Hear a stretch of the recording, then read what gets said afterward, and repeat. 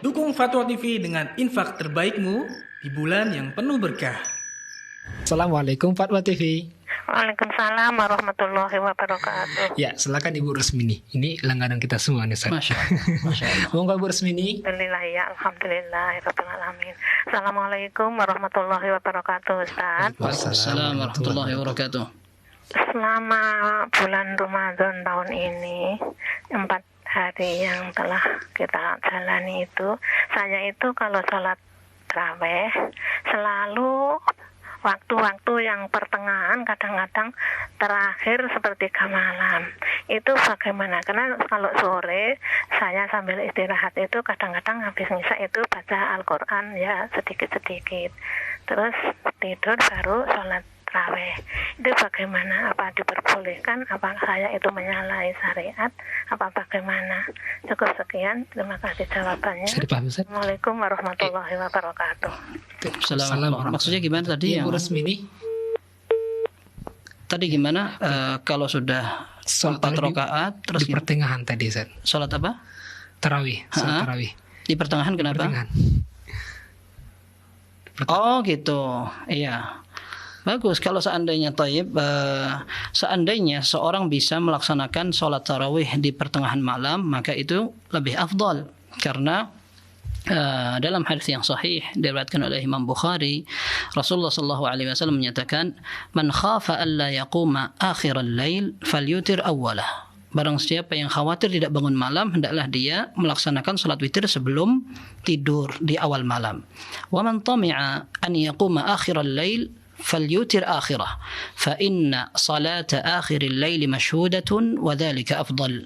Akan tetapi barang siapa yang yakin bisa bangun malam, hendaklah dia akhirkan salat malamnya karena salat malam itu disaksikan oleh para malaikat dan itu adalah lebih utama. Sehingga tidak masalah ketika seseorang ingin mengakhirkan bagian salat malamnya atau salat tarawih, karena salat tarawih tidak berbeda dengan salat tahajud atau salat malam. Kalau seandainya kita ingin menyicil di awal malam sholat 2 rakaat, kemudian dibangun akhir pertengahan malam atau kemudian di akhir malam, tidak apa-apa. Bahkan sebagian ulama pun demikian. Umar bin Khattab radhiyallahu anhu, beliau sholat malam sampai pertengahan malam. Sholat terus tahajud sampai pertengahan malam, kemudian beliau bangunkan keluarganya.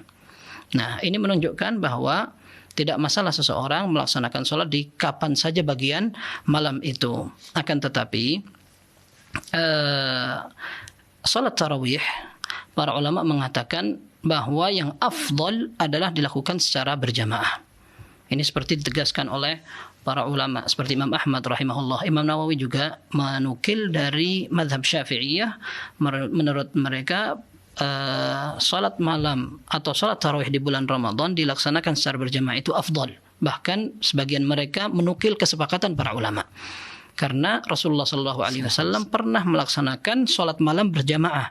Akan tetapi ketika para sahabat berbondong-bondong sampai masjid tidak cukup untuk dilaksanakan sholat malam pada saat itu, Rasulullah SAW sengaja tidak keluar. Kemudian beliau mengatakan, "Ama innahu la yakhfa alayya amrukum." Sungguhnya aku bukannya tidak tahu tentang apa yang kalian kerjakan tadi malam. Akan tapi beliau mengatakan, aku sengaja tidak keluar khasyata an tufrada alaikum. Aku khawatir salat malam diwajibkan untuk kalian dan kalian akan kesulitan. Nah, ketika Rasulullah SAW meninggal, maka wahyu untuk mewajibkan salat malam itu sudah tidak akan turun lagi. Sehingga Umar bin Khattab radhiyallahu anhu menghidupkan kembali salat yang pernah dilakukan berjamaah oleh Rasulullah SAW. Baik, ini hukum asalnya. Jika seandainya ada seorang wanita ingin sholat di rumah, maka itu ada penilaian lebih afdal juga.